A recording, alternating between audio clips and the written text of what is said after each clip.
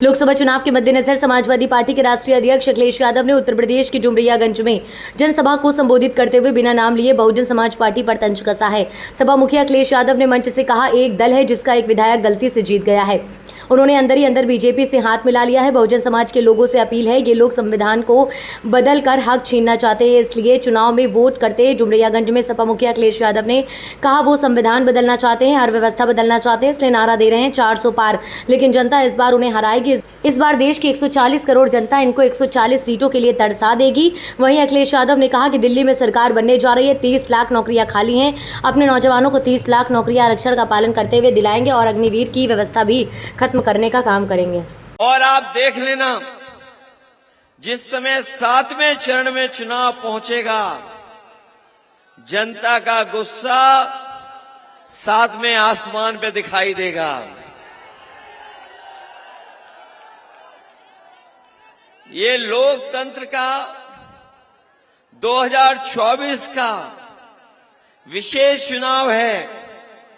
याद रखना, जिस तरीके से कभी समुद्र मंथन हुआ था, उसी तरीके से आज 2024 का चुनाव संविधान मंथन का चुनाव है। एक तरफ वो लोग हैं जो संविधान को हटाना चाहते हैं, मिटाना चाहते हैं, बदलना चाहते हैं, और दूसरी तरफ समाजवादी पार्टी और इंडिया गठबंधन के लोग हैं जो संविधान की रक्षा करना चाहते हैं। और आज के दिन आप भी संकल्प लीजिए कि जो लोग संविधान बदलने के लिए निकले हैं, उन सबको बदलने का काम ये की जनता करेगी। न केवल बदलाव आ रहा है, सरकार तो बदलेगी बदलेगी, इनका मंत्रिमंडल भी बदलेगा। मंत्रिमंडल के साथ साथ मीडिया मंडल भी बदल जाएगा।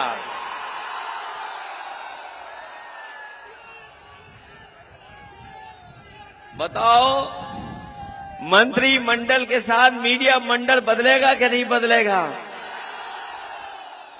और पिछले 10 सालों में आपने इनकी हर बात झूठी देखी होगी, इनके वादे झूठे निकले।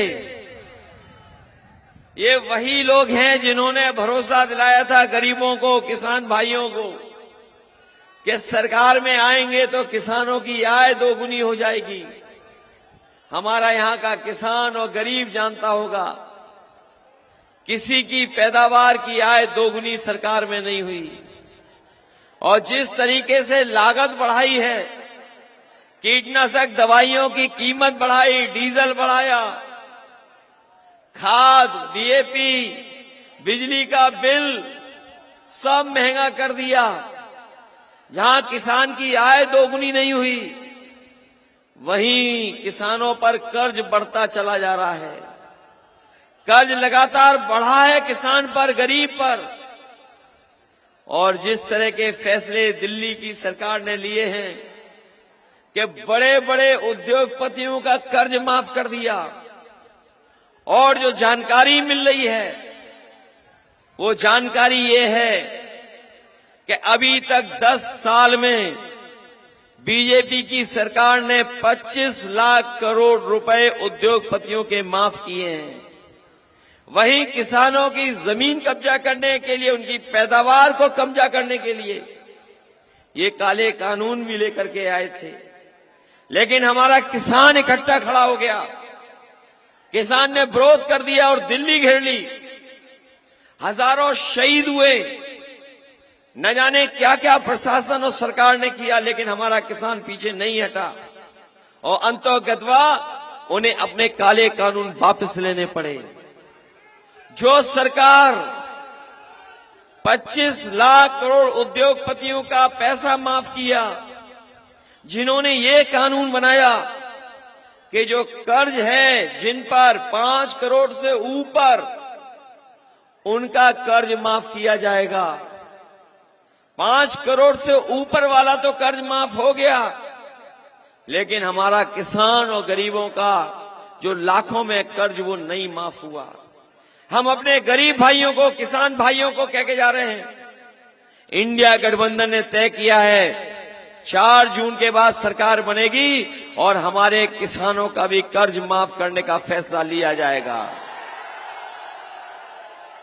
न केवल कर्ज माफी का फैसला होगा, बल्कि जो कानूनी अधिकार की मांग रही है कि किसानों की फसल के लिए एमएसपी दी जाए, एमएसपी के लिए कानूनी अधिकार मिले, हम अपने किसानों को भरोसा दिला के जा रहे हैं कि एमएसपी के लिए भी उनको कानूनी अधिकार दिलाने का काम इंडिया गठबंधन और समाजवादी सरकार में होगा।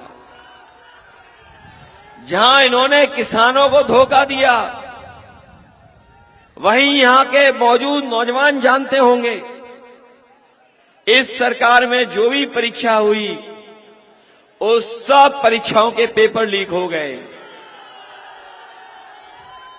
इस सरकार ने जो भी परीक्षा क्या पेपर होना था समय पर, न समय पे कराया इन्होंने। और जब हमारा नौजवान पढ़ा लिखा कोचिंग करने के बाद, तैयारी के बाद परीक्षा देने गया तो बाद में उसको पता लगा कि पेपर लीक हो गया। जितनी भी परीक्षाएं हुई सबका पेपर लीक हो गया। ये नौजवान जानते होंगे, 1 2 नहीं, 3 नहीं, 4 नहीं, 5 नहीं, 10 से ज्यादा परीक्षा हुई और सबके पेपर लीक हो गए। हाल ही में पुलिस की भर्ती का पेपर लीक, याद होगा आपको, 2 दिन परीक्षाएं कराई। हमारे नौजवान तैयारी करके गए, मेहनत करके गए, जितनी कोचिंग के लिए खर्चा होना था कोचिंग के लिए खर्चा किया और उन्हें लगा कि कम से कम अब नौकरी मिल जाएगी। लेकिन जब परीक्षा देने गए और परीक्षा दे करके जब घर आए तो पता लगा कि पुलिस की भर्ती वाला भी पेपर लीक हो गया। लाखों लाख नौजवानों ने परीक्षा लिखी हैं, सब पेपर लीक हुए। अभी तक 60 लाख नौजवानों ने परीक्षा लिखी थी। और अगर 60 लाख बच्चों के परिवार के मां बाप को केवल हम जोड़ दें, अगर एक परिवार के 3 लोग भी अगर सरकार से नाराज हैं, तो बताओ 60 लाख बच्चों का पेपर लीक से भविष्य अंधकार में डाला तो कुल मिलाकर के कितने हो गए लोग। आज देखिए, ये चुनाव का समय है। ये चुनाव और चुनाव से थोड़ा सा अलग है। अरे थोड़ा सा भाई जोश में होश भी जरूरी होता है। और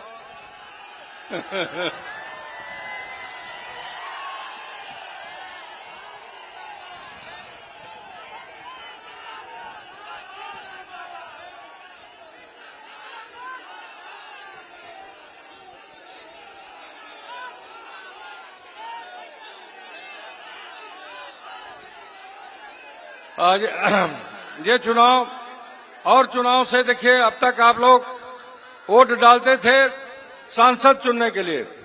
अब ये वोट जो पड़ने जा रहा है संविधान की रक्षा के लिए। आज हमारा आईन, हमारा संविधान खतरे में है भाइयों। आपकी धरती इस बात का गवाह है।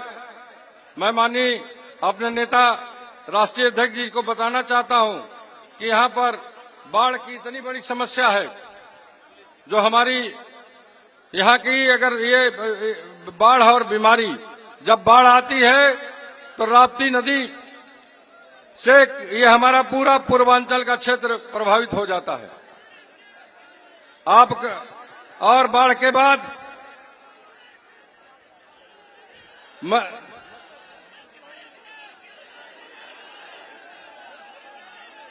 अब मैं आपसे आप ही की बात कर रहा हूं भाई, वकालत कर रहा हूं आपकी, कि भाई ये जिले की बात कर रहा हूं, इस जनपद की बात कर रहा हूं। जनपद के विकास की बात है कि बाढ़ से की हमारी सबसे बड़ी समस्या है।